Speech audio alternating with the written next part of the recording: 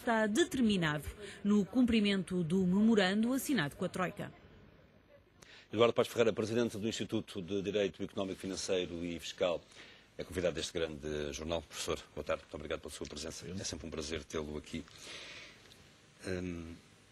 Até quando é que um povo consegue aguentar sacrifícios atrás de sacrifícios, sem fim à vista e sem se vislumbrar qualquer luz ao fundo do túnel? Muito obrigado, João Ferreira. É sempre um prazer estar cá também a conversar consigo. Enfim, infelizmente os temas não são tão alegres como gostaríamos e acho que a questão que põe é a questão fundamental dos nossos dias. É até onde é que isto pode ir. E é um pouco impressionante, porque ouvindo estas declarações, quer dos políticos nacionais, quer dos políticos europeus, fica-se com uma sensação de insensibilidade total a esse problema. Há pouco ouvia-se, por exemplo, o Ministro das Finanças alemão a dizer que, bom, isto está a correr tudo muito bem, infelizmente não tanto como os jornalistas e os mercados gostariam. Ele não lhe passa sequer pela cabeça que as populações, os cidadãos europeus também gostariam que as coisas corressem um pouco melhor. E depois ouço o Primeiro-Ministro e também não o ouço ter as palavras que seriam necessárias para motivar, digamos, estes anúncios de que dentro de 6 meses chegamos ao paraíso. Ele, aliás, creio que começou a declaração a criticar os que achavam que já devíamos estar no paraíso, mas depois continua dizendo que dentro de 6 meses, mais ou menos, estaremos no paraíso. Vai registrar uma inversão. E o que está a acontecer, digamos, para já a premissa que ele aponta, ninguém tem dúvidas que não se vai cumprir, a situação europeia vai se degradar. A da Espanha é gravíssima para nós e, em geral, a própria Alemanha já está em período de atenuação de crescimento, para dizer o mínimo. A Inglaterra está numa situação dificílima. Enfim, portanto, não há nenhuma razão para sermos otimistas quanto a essas premissas. E há até razões para pensar se não devíamos pensar finalmente um pouco menos nas exportações e na produção para o mercado interno. Em vez de secarmos completamente o mercado interno, se não seria interessante tentar promover algum processo de reindustrialização em Portugal, da pequena indústria, não necessariamente da grande indústria virada para a exportação. Mas isso é outro tema a que poderemos ir mais adiante. E que merecia alguma reflexão, tendo em conta, de certa forma, a destruição sistemática que ele foi alvo nos últimos anos, fruto da nossa adesão à União Europeia. E a questão é um pouco, tem que se encarar isto como uma inevitabilidade, não há pequenos passos que possam ser dados no sentido de nos reapropriarmos um pouco de algum poder de decisão e também de algum poder de organização da nossa indústria, da nossa agricultura, em vez de esperarmos por esta mirífica solução pela via das exportações. Mas sobre a questão que levantou inicialmente, o que começa a ser assustador é perceber que por toda a Europa cresce um mal-estar muito violento. E começa a haver, por exemplo, hoje no Financial Times havia uma notícia que me preocupou extremamente, que é um relatório elaborado pelo próprio Financial Times a dizer que os direitos humanos estão a ser muito mais desrespeitados na União Europeia nos últimos anos.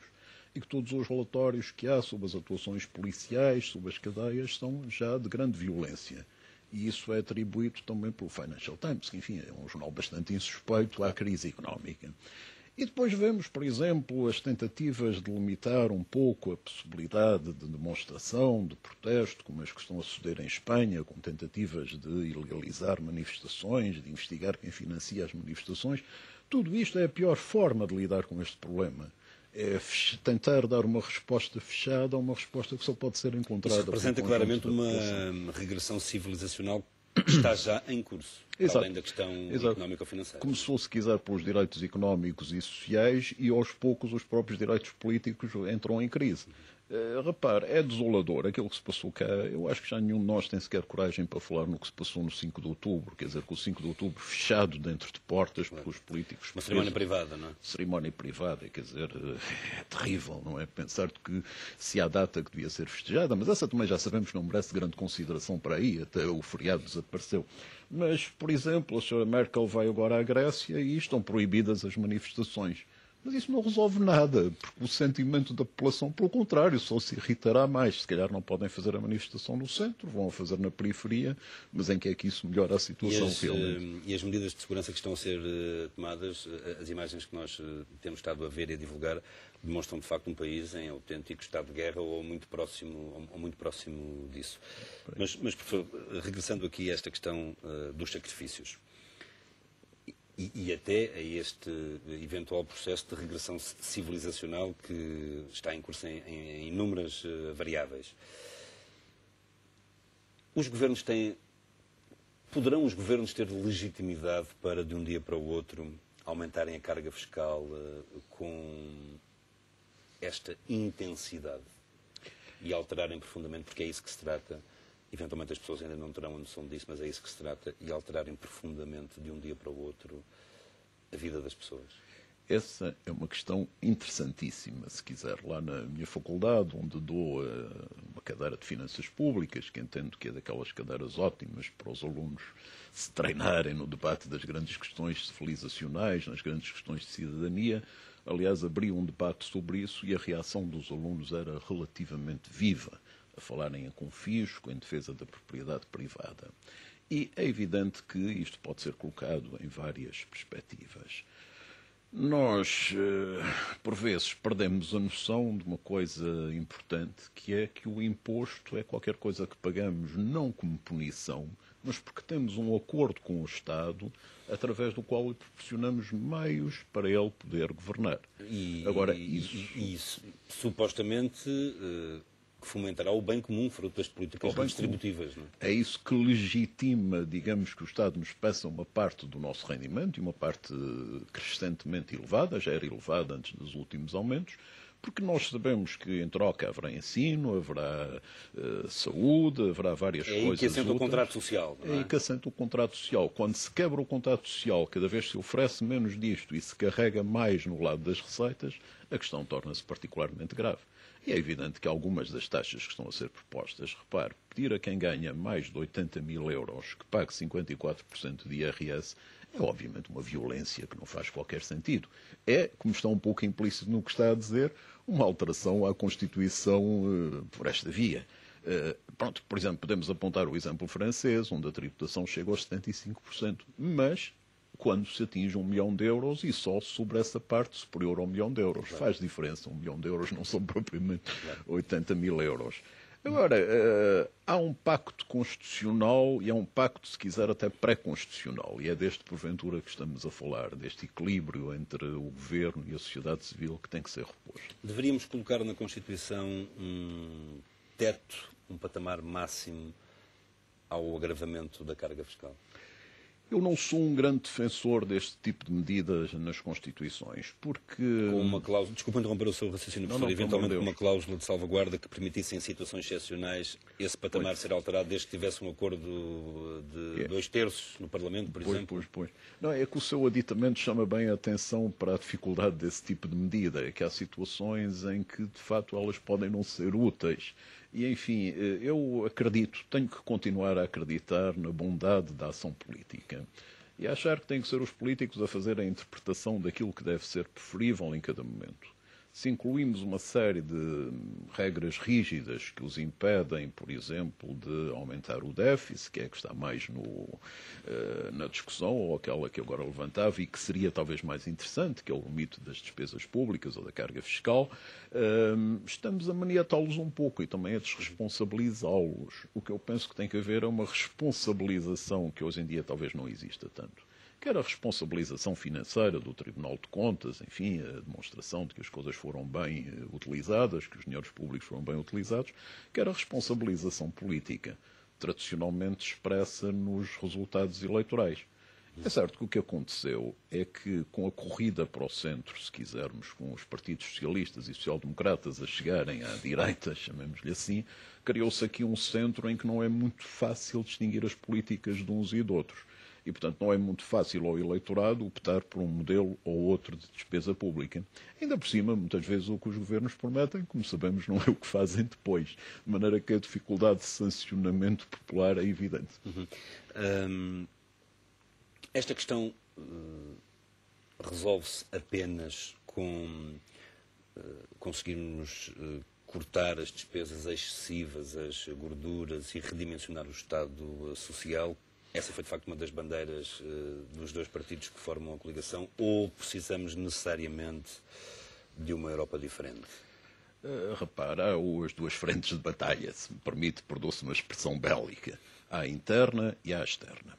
Quanto à interna, digamos, eu atrevo-me quase a dizer, acho que alguém vai ter que dizer isto, o mito das gorduras do Estado já começa a ser um mito. Quer dizer, quando se fala que o Estado gasta muito em saúde ou que gasta muito em ensino, isso não é verdade.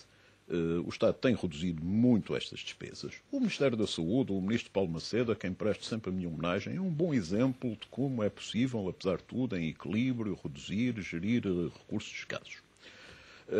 No ensino, todos sabemos o que têm sido as dificuldades que não se têm encontrado. E, portanto, hoje em dia, o que realmente dificulta muito a gestão das finanças portuguesas é o enorme montante da dívida pública e é o preço dessa dívida. Ora bem, é preciso lembrar que a dívida pública em 2008 andava nos 70% do produto interno bruto, o que era completamente razoável. E depois em 6 anos duplicou, não é? Duplicou. Perto disso. Com encargos brutais, com taxas de juros cada vez mais duras. E, portanto, as gorduras do Estado, não sei se serão tão evidentes, se haverá assim tantas adiposidades ou se isso também não é uma figura de estilo. O que sei de certeza é que há juros demais e uma dívida pesada demais. E que mais tarde ou mais cedo Portugal vai ter que renunciar a essa dívida. Era isso que eu lhe ia perguntar. Vai é ter. inevitável. É inevitável. Aliás, repare, o João Ferreira, que é um observador muito atento do que se passa, lembra-se que há um ano, se calhar há 6 meses, isso era um anátema, eram só uns loucos esquerdistas que tinham essa ideia, queriam destruir o país. Hoje em dia, à direita, à esquerda, ao centro, toda a gente já percebeu. Quer dizer, há uns que perceberam, mas não dizem. Agora, toda a gente compreende que é impossível sair assim disto. Pronto. Portanto, internamente há que fazer estas coisas. Depois, Essa questão ainda foi debatida este fim de semana no Congresso da Alternativa. É possível fazer isso, professor, pergunto-lhe, sem termos justamente esse anátema de que seremos um país incumpridor e que esse rasto se prolongará por vários anos na nossa honorabilidade enquanto Estado? Repare, eu penso que há várias formas de fazer isso. Por exemplo, eu fiquei muito triste, eu não assisti ao Congresso das Alternativas, acho que se passaram lá coisas interessantes, outras menos interessantes. Uma das menos interessantes foi uma coisa que percebi, que foi a deputada do Partido Socialista, Ana Gomes, ter sugerido que, em vez de se falar em denunciar o acordo com a Troika, se falasse em renegociar e ter havido, digamos, uma reação negativíssima e muito violenta da assistência. O que mostra, digamos, alguma incapacidade, algum sectarismo, pouca flexibilidade.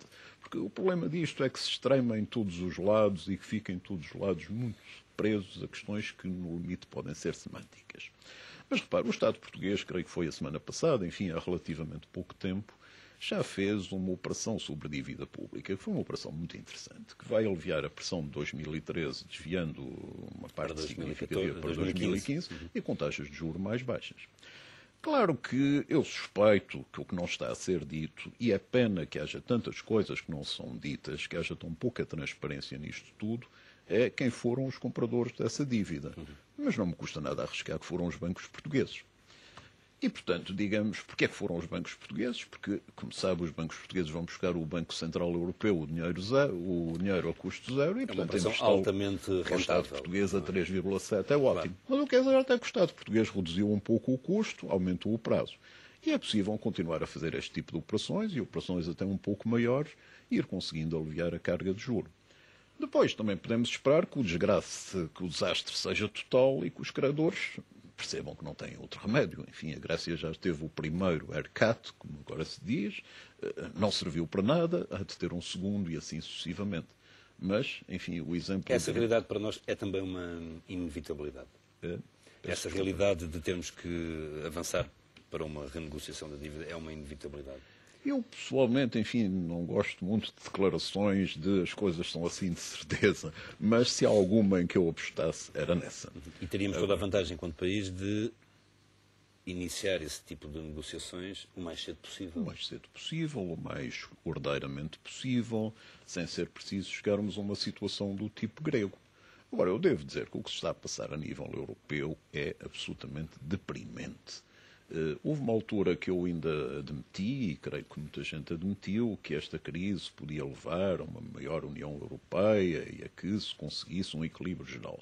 Pelo contrário, o que se está a passar é a negação. A partir daqui é que não vai haver mesmo União Europeia. A atuação do Presidente da Comissão Europeia, por exemplo, na semana passada ou na outra, já não sei bem, quando declarou que já tinham aprovado as medidas para Portugal, é o exemplo de tudo aquilo que levou ao impasse europeu, tudo aquilo que os cidadãos europeus não querem, que são pessoas não legitimadas democraticamente e residentes em Bruxelas a decidir por eles, a dizerem o que é que o Estado português vai fazer, etc.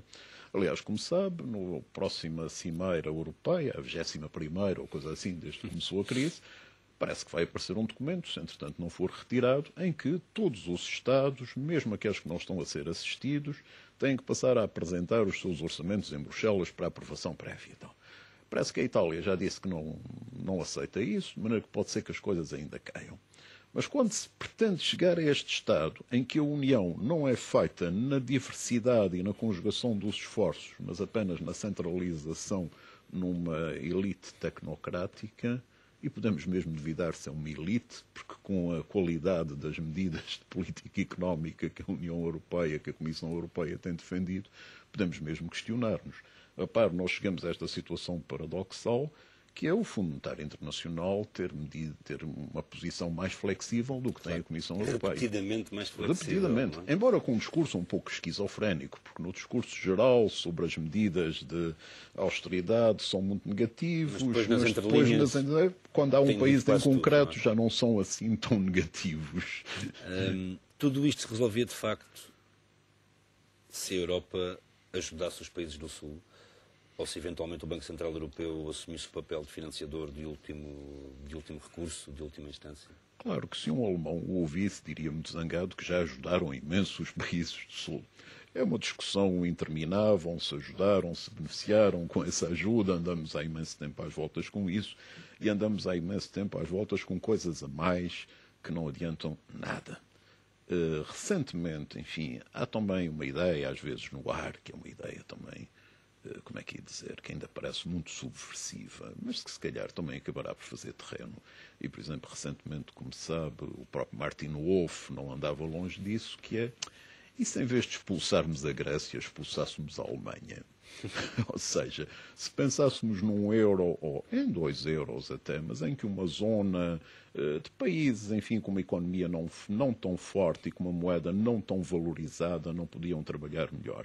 É que este tipo de casamento, em que as pessoas passam a vida a embirrar umas com as outras, se calhar é pior que um divórcio. Claro que os divórcios são muito traumáticos, sobretudo para as crianças. Aqui já nem se percebe bem quem são as crianças, mas a manutenção do mal-estar entre este casal, Alemanha, países nórdicos e depois estes outros países preguiçosos e tal, é terrível. Agora, eu não consigo perceber, o Paul Krugman, neste livro recente, conta que a certa altura ele e a mulher estavam a assistir a uma conferência do Schäuble, do ministro alemão, e a mulher perguntou-lhe: achas que nos vão dar um chicote para nos fustigarmos? Porque é completamente a lógica deles. Eles encaram tudo como sendo castigos e punições. Pronto. Portanto, não acho que se possa esperar muito da Alemanha. Pelo contrário, uma coisa grave que está a acontecer é que o pouco que a Alemanha acaba por ceder em alguns conselhos, depois a seguir, numas conversas com os ministros da Finlândia e da Holanda e mais uns países nórdicos, começa a questionar e a bloquear, como sabe agora o processo de supervisão bancária, por exemplo. E, portanto, quer dizer, nem aquele mínimo que são obrigados a ceder já é respeitado. Portanto, da Alemanha, lamento muito, não podemos esperar nada. Como é que se arranja uma solução contra a Alemanha? Não sei. Mas com a Alemanha não há solução, pelos vistos. Aí, o Banco Central Europeu, claro está. Eu costumo dizer que nós importamos para a União Europeia quase tudo da América. As ideias de regras rígidas, de equilíbrio orçamental, não sei o quê, pelo menos da teoria económica norte-americana, não tanto da prática, mas não importamos a coisa essencial, que é um Banco Central com capacidade de emissão de moeda, uma Fed, justamente. E isso resolveria uma boa parte do nosso problema? Resolveria, claro que, muito provavelmente, um protestante nórdico diria: lá estão eles a querer não resolver os problemas e a continuar no facilitismo, exato, o laxismo do Sul. É que, além de mais, se soubesse que havia um Banco Central Europeu sempre pronto a emprestar a estes Estados, os mercados, digamos, como é que se está a dizer, vinham às boas, quer dizer, passavam a aceitar juros mais razoáveis. E era possível, num mecanismo desta natureza, construir ferramentas e mecanismos de controle que impedissem justamente esse, entre aspas, laxismo. Exatamente, quer dizer... Tecnicamente isso é perfeitamente execuível. Penso que sim, aliás, de alguma forma, enfim, hoje em dia uma experiência que ainda estamos todos à espera para ver o que dá, mas a experiência François Hollande na França é um pouco essa, não é? Um orçamento de austeridade, mas tentar conjugar isso com crescimento. Agora, dar por adquirido que é austeridade, austeridade, ponto final, até que num dia milagroso já não será preciso austeridade, de repente abriu-se o céu, apareceu Nossa Senhora de Fátima, qualquer coisa assim. Mas como Nossa Senhora de Fátima nestes tempos correm, tem mais... aparece mais sob a forma de Angela Merkel, é bastante mais desagradável como aparição. Professor, muito obrigado pela sua presença neste jornal. Sempre um prazer tê-lo aqui. Até breve.